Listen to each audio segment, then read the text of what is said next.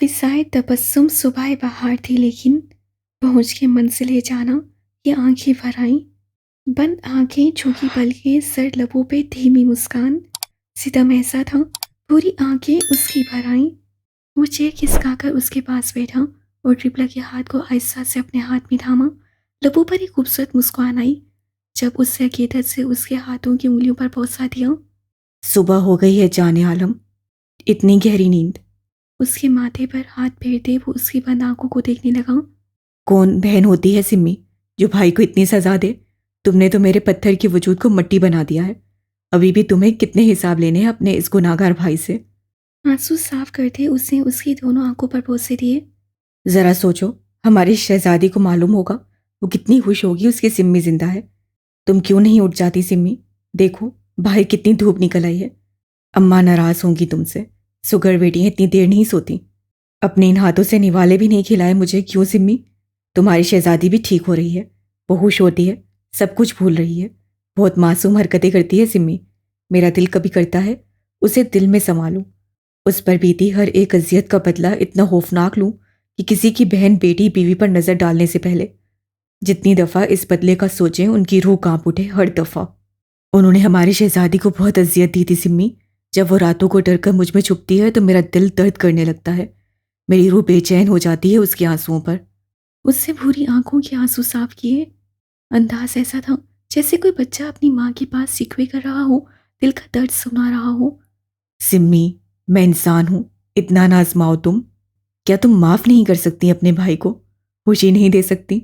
मेरी शफकत भरी छाँव में क्यों नहीं आ रही? मुझसे अपनी तकलीफ क्यों छुपाई गहरी नींद सो रही हो? सिर्फ इसलिए ना कि तुम्हारे शहजादे को तकलीफ ना पहुंचे। पर तुम नहीं जानती सिम्मी, तुम्हें इतनी गहरी नींद में देखकर मुझे कितनी तकलीफ हो रही है। मैं कितना तड़प रहा हूं तुम्हारे लिए। तुम्हें अंदाजा है सिम्मी? प्लीज। वो जवान मर्द बेआवाज रोने लगा। कौन कहता है मर्द रोते नहीं? वो रोते हैं, बहुत रोते हैं। जब उनके दिल अजीज रिश्तों को तकलीफ पहुंचे तो वो ज़रूर तन्हाई में रोते हैं, क्योंकि सबके सामने उन्हें मजबूत दिखना है, वरना उनकी एक आंख के आंसू पर हजारों मुस्कुराहटें उछालता है समाज। क्योंकि मर्द तो पत्थर का है उनकी नज़र में। वो क्यों रोए? उसे रोना ही नहीं चाहिए। उनके पास दिल थोड़ी होता है। एक तरफ वो उसके हाथ पर लब रखे सिसक रहा था तो दूसरी तरफ वो तड़प रही थी। जख्म सब हरे हैं, साथ ना छोड़ो भाई। पाँव अब थक गए हैं, हाथ ना छोड़ो भाई। हेलो। अरमान ने जल्दी से कॉल की और पिक होते ही कहा। SP Burhan Alvi speaking. भारी रोबदार आवाज गूंजी। अस्सलाम वालेकुम, मैं इंस्पेक्टर अरमान बात कर रहा हूँ। अरमान सामने जाती गाड़ी को अपने नसों के हजार में रखे बोला। हाँ बोलो अरमान। मुस्कान की लोकेशन मालूम करने में नाकाम होते उससे गुस्से से उसके नंबर को घूरा। सर, मैडम अभी गाड़ी लेकर कहीं जा रही हैं। मैं उनके ही पीछे हूँ। वो आलम के घर नहीं जा रही, शायद इस्लामाबाद जा रही हैं। एक हाथ से स्टीयरिंग थामे वो बोल रहा था। बुरहान फाइल से नजर हटाए चौंक उठा। गुड अरमान, मैं पहुंच रहा हूँ, लोकेशन सेंड करो फास्ट। उसके नंबर पर शो नहीं हो रही। लैपटॉप शट डाउन करते वो जल्दी से कैब पहनता उठा। Yes sir. बुरहान ने कॉल डिस्कनेक्ट की और ऑफिस से बाहर निकला। शहर से बाहर केस की इन्वेस्टिगेशन के लिए तो डीएसपी या एएसपी जाते थे, पर इस बार वो खुद जा रहा था और हमेशा अपनी गाड़ी को तरजीह देता था। अभी भी ड्राइव को गाड़ी निकालने से रोकते वो अपनी गाड़ी में ड्राइविंग सीट पर बैठा और तेज रफ्तारी से ऑफिस के हदूद से निकलता चला गया। ब्लूटूथ कान में लगे थे जब उससे दांत से कनेक्ट किया। हाँ भाई। दांत ने मरीजों को फाइल थमाते जाने का इशारा दिया और मोबाइल कान से लगाया।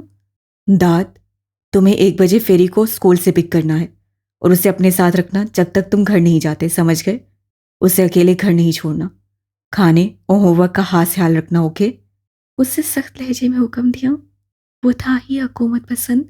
दांत ठटक गया उसके बेलचक लहजे पर। कहीं जा रहे हैं? हाँ, एक केस के सिलसिले में बाहर जा रहा हूँ। मुजरिम दादों में पाया गया है, वहीं जा रहा हूँ। तुम्हें जो कुछ कहा है उस पर गौर करो। कहने के साथ कॉल डिस्कनेक्ट करते सेल फोन पर अरमान की भेजी लोकेशन देखी।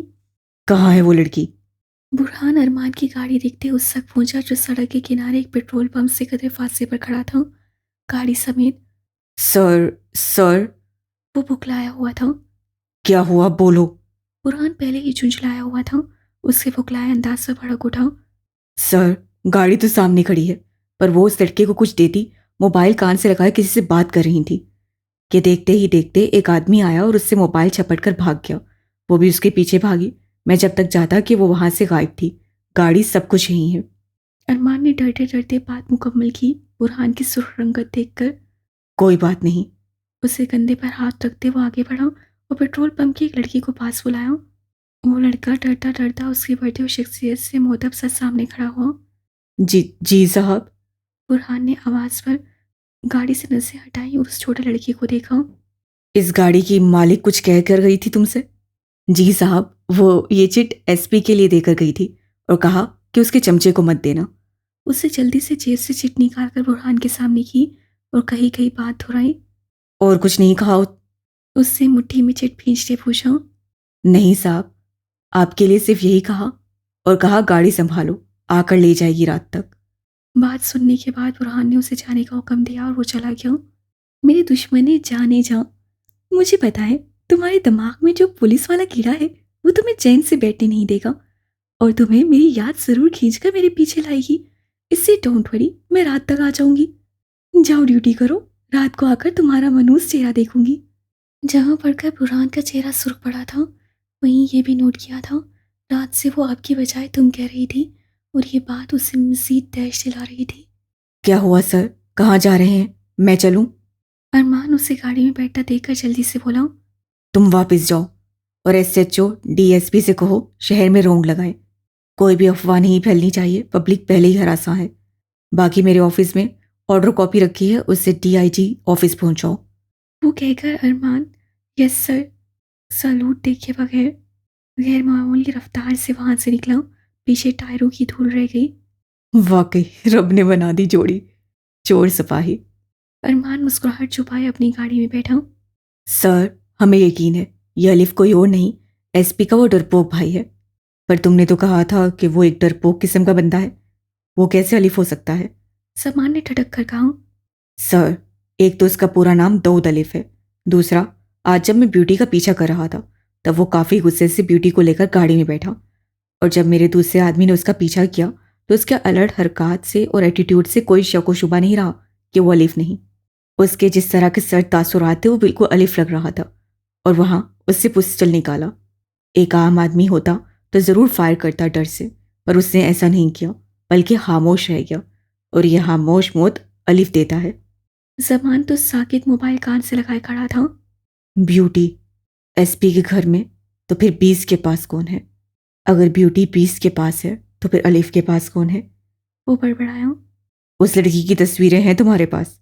यस सर, मेरे पास मौजूद हैं। मुस्कुराकर बोला। ठीक है, मुझे भेजो। उससे कहकर दीवार में लगी ब्यूटी की तस्वीरों को देखा जो उससे कुछ साल पहले ली थी, जब वो पहली पहली बार उसके रूबरू आया था और फिर उससे अपनी नज़रों के हजार में रखता था। इस दौरान उससे कितनी ही तस्वीरें ली थी उसकी, जिन्हें देख देख कर वो अपने अंदर की तशनगी पर सब्र रखता था। जो मैं सोच रहा हूँ बीस्ट, अगर ऐसा हो गया तो मेरी ब्यूटी को मेरे पास आने से कोई नहीं रोक सकता, तुम भी नहीं। जो मेरी है वो मेरी ही रहेगी। तुमने आज मुस्कान को क्यों भेजा इस्लामाबाद आरिफ? बुरहान से बात करने के बाद अलिफ ने फ़ौरन ही इंटरनेट डिवाइस के जरिए बुरहान की लोकेशन ट्रैक की तो मालूम हुआ वो भी इस्लामाबाद के रास्तों की तरफ सफ़र कर रहा है। भाई ने मुझसे झूठ क्यों बोला? ये सोच उसे उलझा गई, पर उससे पहले उसे मुस्कान से कॉन्टेक्ट करने की कोशिश की पर नाकाम हो गया। इससे गुस्से में आरिफ से रब्ता किया। ज़रूरी है अलिफ, तुम्हारे भाई से शादी से पहले ये बातें डिस्कस हो चुकी थी कि हमारे काम के बीच में कोई रिश्ता नहीं रुकावट बनेगा। माइंडेड। दूसरी बात, ये आलम का हुक्म है, उसे किसी भी हाल में वो 25 लड़कियां चाहिए। उन्होंने अगवा करने वाले लोगों की तफसीली रिपोर्ट। मैं यहाँ हुरुलैन के पास हूँ, तुम अपने काम के साथ नूरुलैन के पास। अब सिर्फ मुस्कान रहती है जिसे ये करना था। डोंट वरी, कोई नुकसान नहीं होगा तुम्हारे रिश्तों का। आरिफ ने नागवारी से जताया। अलिफ ठंडी सांस लेकर रह गया। भाई इस्लामाबाद जा रहे हैं आरिफ, अब क्या करोगे? गुस्सा दबाते उसे सपाट होकर कहा। मुझे उम्मीद है मुस्कान हैंडल कर लेगी। वो मुस्कुराया। अलिफ ने दांत पीस से मोबाइल मेज पर बैठा। फेरी को स्कूल से पिक करने में अभी वक्त था और सर झटक कर काम की तरफ मुतवज्जा हुआ। तुम्हारे भाई से बात की तुमने? कमाल साहब डोर धकेल कर अंदर दाखिल हुए थे। पूछने लगे। नहीं, वो सुबह जल्दी निकल गए ड्यूटी पर और अब एक केस के सिलसिले में शहर से बाहर जा रहे हैं। आएंगे तो बात करूंगा। एक नज़र कमाल साहब के मुशर्रफ चेहरे पर डालते वो बोला तो उन्होंने बेबस हंकारा भरा। देखो दाद, मैं जानता हूँ तुम भी अपने भाई के इस कदम से शौक हो, पर यह वक्त शौक में रहने का नहीं, इसे संभालने का है मेरे बेटे। वो अपनी जिंदगी खराब कर रहा है, पहले उस छोटी सी लड़की के पीछे। चलो, उसे हम यतीम समझकर खामोश हो गए। कुछ उस पर इखलाक बदमिजाज की जिद थी, बहरहाल हमने समझौता कर लिया। पर फिर उसने क्या किया, एक कोठे वाली की बेटी से शादी कर ली। बेगैरत ने, हमें तो सोच कर शर्म घिन आ रही है। क्या इज्जत मुकाम है उसका समाज में। एसपी है, वो वक्त दूर तो नहीं जब एसएसपी कहलाएगा, और उसकी बीवी क्या मुकाम रखती होगी समाज में। और सोचो, जब दुनिया को मालूम होगा एसएसपी की बीवी एक कोठे वाली है, तब ये खुद पछताएगा। इससे बेहतर नहीं कि पछतावों से इसे बचा लें, एक इज्जत भरा मुस्तकबिल दें। वो तो बेवकूफ़ी की गहरी खाई में कूद रहा है, हमें तो अकल से काम लेना चाहिए। मेरी बात वो सुन नहीं रहा, इसलिए तुमसे कह रहा हूं, उसे समझाओ, दिखाओ उसे हकीकत कि ये औरतें किसी एक मर्द। मैं समझा दूंगा अबूजान, डोंट वरी। और वैसे भी मुस्तकबिल का हम नहीं, अल्लाह बेहतर जानता है। क्या पता उसकी रजा किस वो में हो। बहरहाल आप बेफिक्र रहें, मैं समझ रहा हूँ। अभी तो शहर से बाहर है, हो सकता है रात को ना आए, इसलिए कल बात करूंगा उससे। उसकी बात बीच में काटकर वो जबरन मुस्कुराहट चेहरे पर सजाए बोला और पेपर वेट घुमाने लगा। कमाल साहब सर हिलाते लब भींच का परेशान से बाहर जाने लगे। ये भी कह देना कि उस लड़की को तलाक दे, फिर किसी गरीब की बेटी भी हाल आएगा तो हम उसे पूरी इज्जत से बड़ी बहू का हक देंगे, पर इसे नहीं। जाते जाते वो पलटे और कहकर दरवाजे से बाहर निकल गए। उनके जाते ही अलिफ ने चेयर की पुष्ट से सर टिकाया। एक तरफ माँ बाप, दूसरी तरफ भाई, फिर नूर की सेफ्टी, अपना फ़र्ज, आलम का हुक्म, बिजनेस के चक्कर। इन चक्करों में उलझकर वो चेयर घुमा कर रह गया और वापस लैपटॉप के सामने आते काम में लगा। बहरहाल संभालना था उसे सब कुछ। एक तरफ गुंडा अलिफ तो दूसरी तरफ मासूम दाद होकर। उसने अपनी एन से कहा था कि वो लंच साथ करेगा, पर एक ज़रूरी काम से वो सिम्मी से होकर वहीं चला गया। कामरान का मसला भी ठंडा नहीं पड़ा था, उसका असर भी सब पर था कि उसके ऑफिस में आकर बीस ने उस पर अटैक किया है। सब जानते थे, इससे ही कोई चूं भी नहीं कर रहा था, वरना काफ़ी बगावत पर उतरने लगे थे कामरान को देखकर। पर अब तो जैसे उनके लबों पर कुफल लग गए थे। वो अपनी गाड़ी में बैठा अलवी विला के लिए रवाना हुआ था। आरिफ की मुसलसल कॉल्स आ रही थीं कि उर्लाइन खाना नहीं खा रही, जिद में है कि वो आलम के साथ खाएगी। हालांकि आरिफ उससे बता चुका था कि आलम रात तक पहुंच जाएगा, तुम खाना खाओ ताकि तुम्हें वक्त पर दवाई दी जाए। पर वो कहाँ मानने वाली थी। आलम की गुर्बतों मोहब्बतों ने उसे नर्म की बजाय जिद्दी और हड्डम बना दिया था। गुस्सा होती तो एक ही मुतालबा होता कि बस जाना है घर। अभी भी गाड़ी में बैठा वो वक्त पर लंच पे ना पहुंचने की वजह से हुरलैन की चीखें और खाना खाने के लिए आरिफ की मिन्नतें सुन रहा था। नहीं खा रही खाना? उसकी बेजा जिद पर आलिम की नागवार आवाज़ आरिफ के कान में गूंजी। नहीं, चीहे मार रही है बस। उसे बेबसी से बताया। ठीक है, मुंह पर टेप लगा दो, मैं आकर देखता हूँ। मतलूबा जगह पर पहुंचते वो कार से उतरा और आरिफ ने साहिल आते हुक्म में फौरी तौर पर अमल किया। दूसरे ही पल हुरलैन सख्ते में बैठी थी। उससे उतारना चाहा, मुंह से टेप पर दर्द की वजह से नहीं उतार सकी तो बेसाख्ता आंसू बहने लगे। उसे मालूम पड़ गया था ये आलम का हुक्म है। उससे मुंह पर टेप लगाने का कहा और उस पर तो उसके आंसू मजीद रवाने अख्तियार करके कि वो उसके साथ ऐसा कैसे कर सकता है। अब वो खाना पानी कैसे खाए पिएगी, इशारे भी नहीं कर सकती थी, ना ही आरिफ को देख सकती थी, ना बोल। बेबसी सी बेबसी थी उसकी रूह में। कैसे वो जालिम शख्स अपने पर आए तो 2 सेकंड में अपनी बेबसी दूसरे में मुंतकिल कर दे। या उसके खाना ना खाने पर वो ऐसे ही बेबस हुआ होगा। वो कितनी आसानी से उसे बेबस कर दिया खाने पीने से। वो सिसक रही थी अंदर ही अंदर और उसके आने की दुआएं मांगती। टेडी बियर गोद में भींचे लेटी हुई थी बेड पर, तो दूसरी तरफ पपी उसके नीचे लटके हुए पहुंच से खेल रहा था। अब जितनी शिद्दत से हुरलैन को उसके आने का इंतजार था, उतनी ही शिद्दत से आलिम को उस तक पहुंचकर उसके आंसू साफ करने की बेचैनी थी। दूसरी तरफ मुंह में सिगार दबाए उस फकीर की हरकत मुलाहिजा कर रहा था। वो समझता क्या था बीस को कि उसके इलाके में आकर उसके लोगों पर खुफिया नजर रखेगा और बीस को भनक भी नहीं पड़ेगी। जितना अफसोसनाक उसका हुलिया था, उससे भी ज़्यादा अफसोसनाक उसका हाल होने वाला था, क्योंकि अब शक व शुबे की कोई गुंजाइश नहीं बची थी। वो जिस शातिर नजर से आलम को सिगार कश लेते वक्तन फ़वक्तन देख रहा था, उससे अंधा भी जान जाए ये फ़कीर एबनॉर्मल है जो आलम के पास पहुंच गया है। क्या आज इस जगह से पेट भरना है? वो चलता उस फ़कीर के सामने आया जो बौखला गया और वहशत से नज़रें फेरी। बहुत मुश्किल से वो राज़ी हुआ था एसपी पर नज़र रखने के लिए, पर यहाँ आकर उसे सच में मौत अब अपने सामने खड़ी नज़र आ रही थी, जिस वजह से वो इनकारी था। उससे भी इंफॉर्मेशन सामान तक पहुंचानी थी और अब उसे एसपी के घर पर नज़र रखनी थी।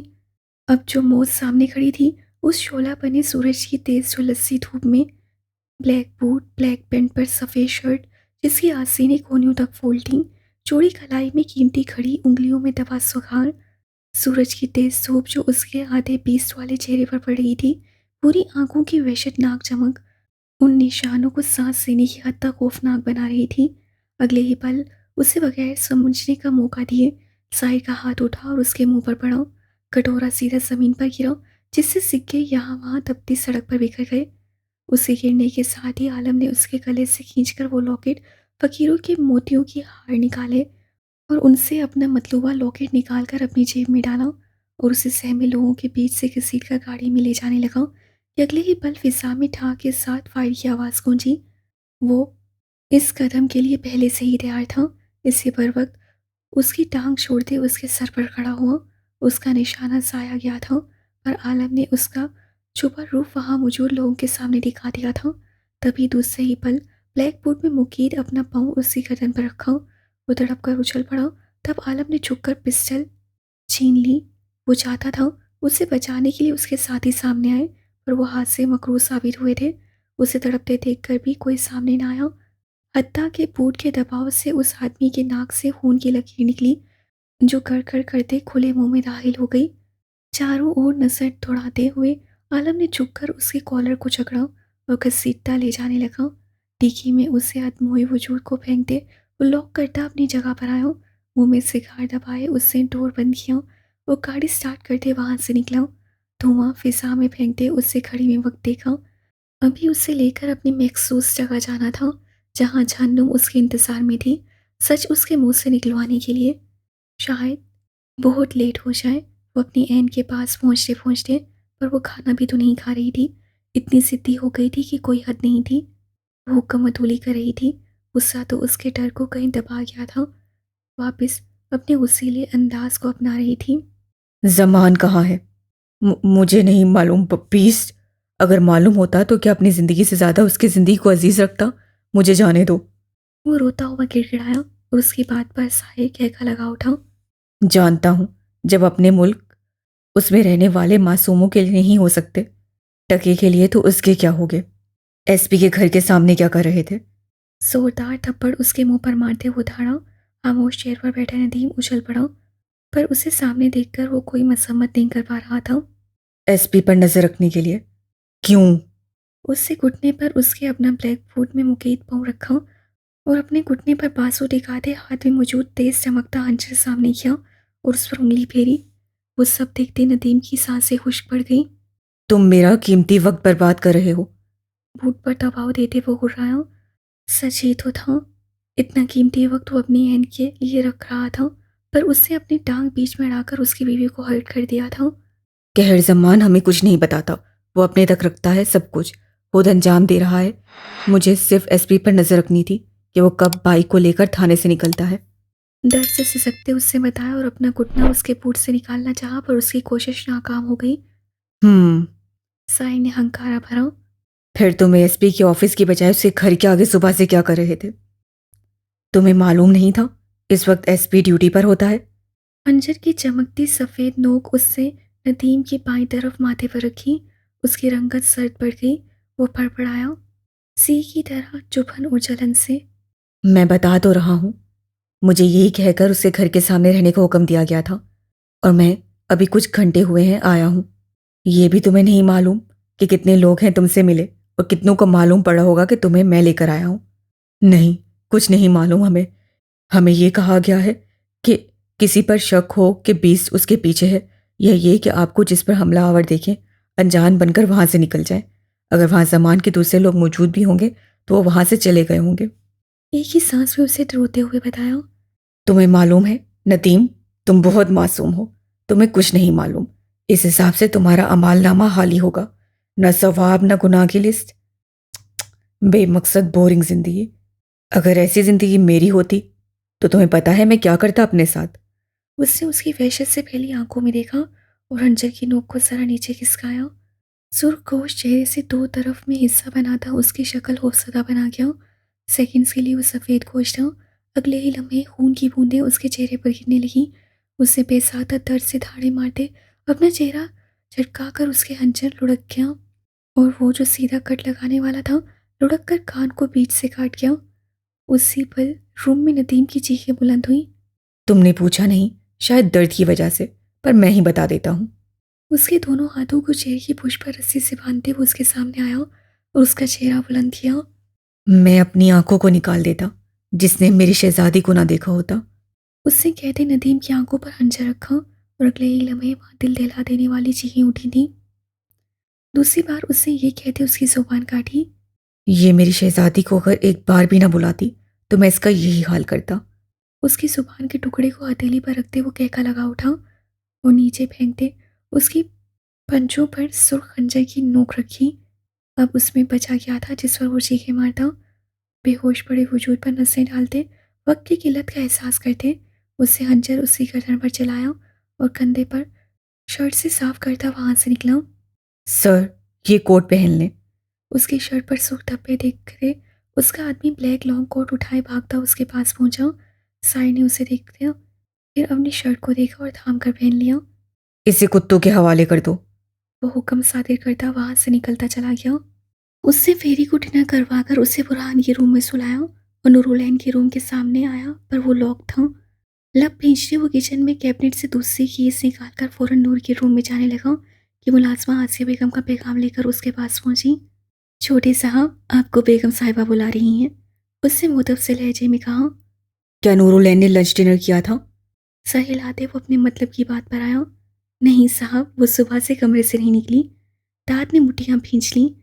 आखिर कब समझे कि उसकी छोटी सी होनी उसे कितनी डरपोक हुआ करती थी, शोला जवाला बन गई है। वो सोचकर आसिया बेगम के रूम की तरफ गया। जी अम्मी, हैरियत, आपने बुलाया? वो रूम में आकर उनके पास बैठा। हाँ, बस सिल कर रहा था। मेरे साथ वक्त गुजारो, दाद में बिखर गई हूँ। तुम्हारे भाई ने मुझे तोड़ दिया है। पता नहीं मेरी बहू के दिल पर क्या गुजर रही होगी। मैंने गुस्से में बहुत कुछ कह दिया। सुबह उससे बुलाया था पर उसने आने से इनकार कर दिया है। मैं उसे मना लूंगी, आखिर मेरे दाद की बीवी है। उसका सर गोद में रखते दाद के बालों में उंगलियां फेरते वो बोली। दाद खामोशी से उनके हाथों पर बोसे देकर रह गया। खाना खाया तुमने? अपने खूबरू बेटे के चेहरे को देखते माथे पर बिखरे स्याह बालों को संवारा। नहीं, आपकी बहू के साथ खाने का इरादा है। वो शरारत से बोला। बेटा, ऐसे मत करो। रुखसती से पहले उसे तंग मत करो, वरना औरत बहुत एहसास जज्बे रखती है। उसके जज्बात को ठेस पहुंची तो उसकी नज़र में तुम्हारी इमेज खराब हो जाएगी, वो बदसन हो जाएगी। अम्मी, आप बेफिक्र रहें, मेरी इमेज वैसे भी खराब है। पैदा होते ही उसकी नज़र में खाना नहीं खाया मेरी बोनी ने, इसलिए उसे खिलाने जा रहा हूँ। और कुछ लॉन्ग ड्राइव का प्रोग्राम है ताकि मूड फ्रेश हो उसका। उन्हें अपने प्रोग्राम से आगाह करते हुए सर खुजा गया। आसिया बेगम साहिल आ गई।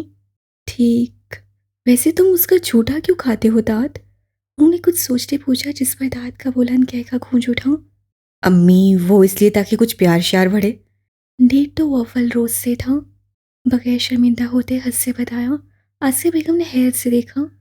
तुम्हें किसने कहा कि जूठा खाने से प्यार बढ़ता है? शौक की हालत में पूछा। बचपन में टीवी पर इश्तिहार देखा था एक जोगी का, जो महबूब को मनाने के लिए टोटके बता रहा था।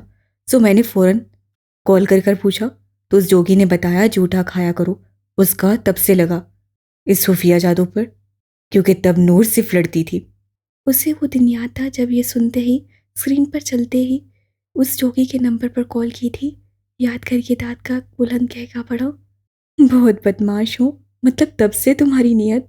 दाद, आसिया बेगम ने अपने सपूत के सर पर चिपट मारते घूरा मगर उसका हंसा मुस्कुराता चेहरा देखकर उस भी हंस पड़ी। हाँ ना, बचपन से उस छोटी सी बोनी पर आपके बेटे की नीयत खराब थी। आंख मारते वो बोला। आसिया बेगम कहकर लगाकर हंसी कि अचानक उन्हें बुरहान याद आया। आंखें बेसाख्ता भीग गई। उसे मैंने तोड़ दिया है दाद। एक सोच में डूबी वो बोली, लहजे में तड़प थी। नहीं अम्मी, ऐसा मत सोचें प्लीज़। आप सिर्फ एक बार मुस्कान को कबूल कर लें, वो बहुत अच्छी है, आपको पसंद आए। बस दाद, अब तुम जाओ। उन्होंने रुख मोड़ते अपनी आंखें साफ की। दाद कुछ देर उन्हें देखता रहा, फिर उनके माथे पर बोसा देता दिवाई खिलाकर वहां से निकला तो हाथ सीधा जेब पर गया। कीज निकालते वो सीढ़ियां फलांगता नूरुलैन के कमरे के सामने आया। दिल बेसाख्ता शोर करने लगा था और वो नहीं जानता था क्यों। क्या मैं ऐसे डेट पर ले जाऊं? उससे कुछ सोचा और मुस्बत जवाब पाते ही डोर अनलॉक करते कदम बढ़ाया। वो अपनी मतलूबा जगह पहुंचकर हाथों पर स्याह ग्लव्स और मुंह पर स्याह मास्क पहने पिस्टल लोड किए एक दराज का आमद दरख्त के आड़ में लैपटॉप घुटनों पर रखे बैठी थी। शहर से दूर इस खौफनाक जंगल और रात की तारीकी में कुछ फासले पर बनी कोठी नुमा घर पर भी नसें डाल ली थी, जिससे वक्फे वक्फे से सिसकियां गूंज रही थीं। अगर वो करीब गई या उस आदमी की उस पर नजर पड़ी तो ज़रूर वो उस कोठी को लड़कियों समेत धमाके से उड़ा देते, पर उसे ऐसा नहीं करना था। बहुत एहतियात से लड़कियां निकालनी थी और आदमियों को भी ख़त्म करके उनमें से एक को जिंदा ले जाना था। और वो जानती थी ये ज़्यादा मुश्किल नहीं तो आसान भी नहीं था। बुरहान को चकमा देकर भाग तो निकली थी, पर जानती थी वो ऐसे बैठने वाला नहीं था, इसलिए उससे अपनी गाड़ी वहीं छोड़ दी थी कि कुछ तो उलझे तब तक वो अपना काम कर ले। कुछ दूर हाईवे पर उसे दूसरी गाड़ी और लैपटॉप मिल गया था, जिससे उसे आरिफ से कांटेक्ट करना था। सुनो, मैं वहां पहुंच गई हूँ। उसकी इत्तला पर आरिफ एकदम अलर्ट हो बैठा। शाबाश मिसी, अब जल्दी बताओ, कितनी लड़कियां हैं वहाँ और क्या काम करवा रहे हैं उनसे? मुस्कान ने लैपटॉप की स्क्रीन पर उस कोठी के नक्शे और वहां मौजूद नफूस को गिनने लगी जो सुर्ख डॉट में शो हो रहे थे। मुस्कान जो मालूमात इकट्ठी किए बैठी थी जल्दी से उससे बताने लगी। आरिफ, छोटा मस्सा नहीं, यहाँ 27 लड़कियां हैं। वो अफसोस से अंदरूनी सूरत हाल को याद करती लब भींच गई। हेलो, क्या हुआ मुस्कान, जवाब दो। कुछ हुआ है? जल्दी बताओ मेरी जान, क्या मेरी ज़रूरत है? हमारे आदमी यहीं मौजूद हैं, अपनी लोकेशन बताओ, मैं भेज दूँ। नहीं तो वापस आ जाओ, मैं देख लूँगा। आरिफ घबराया परेशान सा उठ खड़ा हुआ और मुस्तरब सा पूछने लगा, नहीं मैं कर लूँगी। बात यह है कि इन लड़कियों के पेट में ड्रग्स के पैकेट डालकर उन्हें प्रेग्नेंट शो करके दूसरे शहर ले जा रहे हैं सप्लाई के लिए। कहने के साथ उसकी सुनहरी लहू होती आंखों से आंसू टपक कर गिरा। दूसरी तरफ ये सब सुनते आरिफ भी सन्नाटों की सद में आ गया। वैसे तो उनके लिए ये बड़ी बात नहीं थी, ऐसे दरिंदों के चेहरे वो मुख्तलिफ रूप में देखते रहते थे, पर खुद लड़की होकर उनके दर्द को महसूस करते वो जैसे रोने की हद तक आ गई थी। मैं छोड़ूंगी नहीं इन्हें आरिफ, साइड से बुरा हाल करूंगी मैं इनका। इतने दरिंदे हैवान मौजूद हैं पर सबको सिर्फ साइड दिखता है। मेरा दिल करता है एसपी के गले से पकड़कर उसे ये सब दिखाऊं। वो बेकाबू हो रही थी जब आरिफ ने खामोशी से कॉल डिस्कनेक्ट की। वो उसे लोकेशन सेंड करती, लैपटॉप पास रखे बैग में डाल लेते, बैग की स्ट्रैप्स गर्दन में डालते पीछे कर लिया और खड़ी हुई चिड़चिड़ाते सूखे पत्तों पर एहतियात से हील में मुकीद कदम रखती। बहुत अलर्ट होकर आगे कदम बढ़ाए, वापस उसी जगह पर आई, घर की खिड़की के पास जिसके पर्दे लगे हुए थे। सामने ही राहदारी खाली थी, पर अंदर से उठती सिसकियों के साथ खून की बूंदें उसके आवाज़ से जोड़ डाले। बेसाख्ता ही उससे अपने मुंह पर मास्क चढ़ाया जो कुछ देर पहले ही उतार दिया था। खिड़की के पर्दे बराबर किए वो अंदर दाखिल हुई। मध्यम नीली रोशनी पूरी राहदारी में फैली हुई थी। जगह ऐसी थी जैसे कोई खौफनाक हॉरर मूवी का सीन हो। मैंने रिपोर्ट्स बना दी हैं, इसे पेशेंट को जल्द से जल्द पहुंचाना होगा, कस्टम्स वहीं तुम्हें एयरपोर्ट पर मिल जाएंगे। राहदारी के अख्ताम पर सामने बने रूम का सफ़ेद पर्दा हटाए डॉक्टर एक आदमी से हम कलाम होता बाहर निकला और दूसरे रूम की तरफ बढ़ा। उसके पीछे सिल्वर की ट्रे में सफ़ेद छोटे पैकेट और बॉक्स मौजूद था। मुस्कान सांस रोके दीवार का सहारा लिए उसकी आड़ में हो गई। कुछ पल में वहाँ खामोशी छा गई और उससे कदम बढ़ाया ही था कि अचानक से पीछे से भारी हाथ उसके मुंह पर पड़ा और उसे खींचकर पीछे किया। मखसूस कॉलोन की खुशबू पर उसे शदीद किस्म का झटका लगा और पलटकर उससे देखा जो इंतहाई संजीदगी से सामने दिख रहा था। उसकी नसों के ताक़ुब में मुस्कान ने देखा तो सांस रुक गई। सामने ही सुर्ख लेजर लाइट पड़ रही थी। उसके हवासों पर शदीद वार हुआ। अगर एसपी बर वक्त ना पहुंचता तो क्या होता? आज वो हाक हो जाती, पर उससे खौफनाक तो ये सोचती कि वो उस तक कैसे पहुंचा, और अगर पहुंच गया तो उसका अगला कदम क्या होगा। दोनों नीली मध्यम रोशनी में खड़े थे। मुस्कान की दीवार से पुष्टि की हुई थी जबकि वो उसके सामने खड़ा था, काफ़ी करीब कि सांस उसके चेहरे पर पड़ रही थी। क्या हो रहा है यहाँ? नीचे आवाज़ में वो उस पर गुर्राया कि मुस्कान ने उछलकर उसके मुंह पर अपना ग्लव से मुखित हाथ रखा। श्श! उससे घबराकर मध्यम आवाज़ से कहा। बुरहान उसकी आंखों में वार्निंग देखने लगा।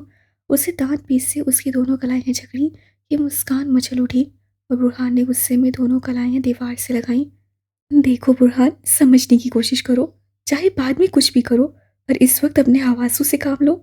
यहाँ का हाल देखो और फिजा में बू महसूस करो। तुम्हें कुछ भी नॉर्मल लग रहा है?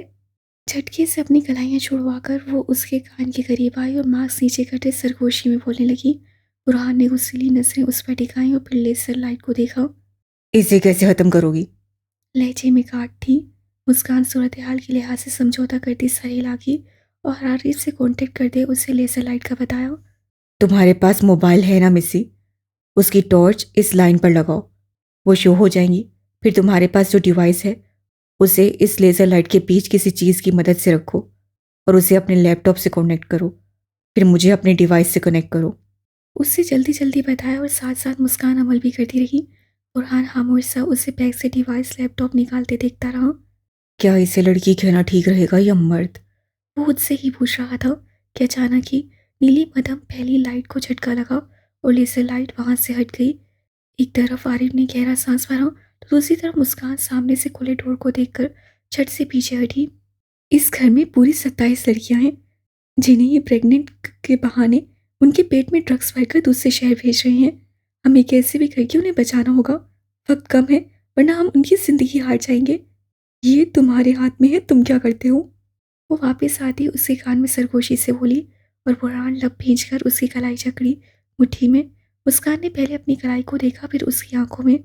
माना कि हसीन है, गुस्से में बहुत हैंडसम लगते हैं, पर इसका मतलब ही नहीं कि 24 घंटे गुस्से में रहें। कुछ एहसास नाम की चीज़ होती है, इससे लें और खुद को संभाल कर आगे को कदम बढ़ाएं। वो उसके चेहरे के करीब चेहरा लाती उसकी आंखों में देखते हुए बोली और आगे बढ़ गई। और पीछे बुरहान अपने चेहरे पर उसकी सांसों की तपिश को अभी भी महसूस करता उसके पीछे हुआ।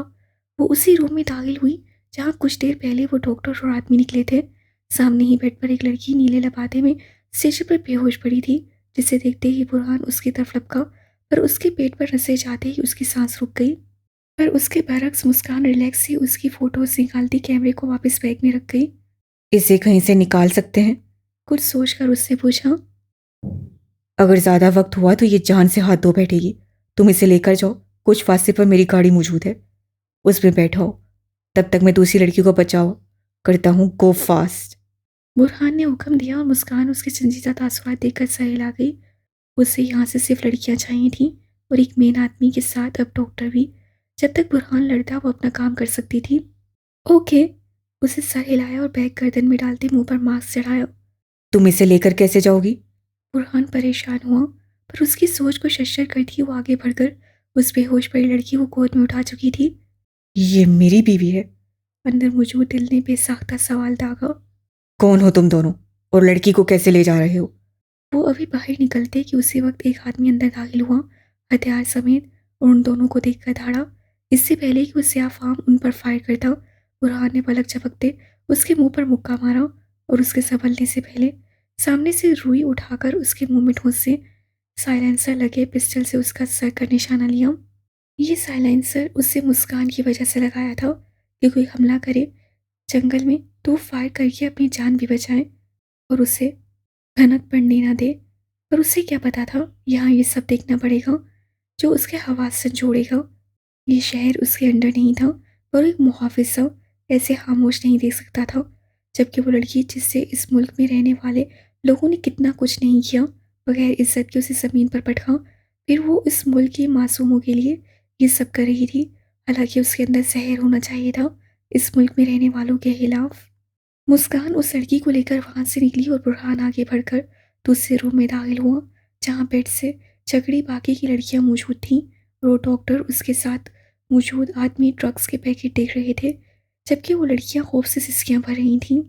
ये सब देखकर उसे एहसास हुआ था कि वाकई कानून अंधा है, जो ये सब ना देख सका कि मुल्क में कैसे कैसे दरिंदे जन्म ले चुके हैं जो उनकी पहुंच से दूर ऐसी हैवानियत फैला रहे थे। अगर आज वो उस लड़की का पीछा करते यहाँ ना पहुंचता तो एक तो उसे उन लेजर लाइंस में हार जाता, दूसरा ये सब मासूम लड़कियां कैसे बच पाती। बगैर वक्त लिए ही बुरहान ने उस डॉक्टर की टांग पर फायर किया, क्योंकि उसे ये हैवान चाहिए था। ओह। डॉक्टर कराकर जमीन पर गिरा, टांग पकड़े। दूसरी समेत सब पीछे पलटकर बुरहान की तरफ मुतवज्जा हो गए, और उसे उस रूम में लड़कियों को महफूज रखना था, इसी वजह से बाहर निकल गया। मारो इसे, जिंदा नहीं बचना चाहिए ये। यहाँ अंदर दाखिल कैसे हुआ? एक आदमी घुर्राया। अगले ही लम्हे वो बाहर आए और वहां शदीद मुकाबलाबाजी तैयार कर गई। मुस्कान उस लड़की को आरिफ की भेजी गई एम्बुलेंस में डॉक्टरों के हवाले कर दी। अपने 3 आदमियों के साथ वहां दाखिल हुई और वहां मुकाबला देखकर खुद भी मैदान में उतर आई। एसपी, इज्जत से यहाँ से चले जाओ वरना बहुत नुकसान उठाओगे। एक आदमी चीखता बोला। नुकसान तो आज मैं दिखाता हूँ तुम्हें। दहाड़ते हुए कहते बुरहान उस पर झपट पड़ा और दोनों गुत्थम गुत्ता हो गए। तब तक मुस्कान दूसरे आदमी पर फायर्स करती अपने आदमियों को लड़कियों की तरफ इशारा दिया, और वो हुक्म पाते ही लम्बे की तारीर किए बगैर उन्हें वहां से निकालने लगे। उठ हरामी।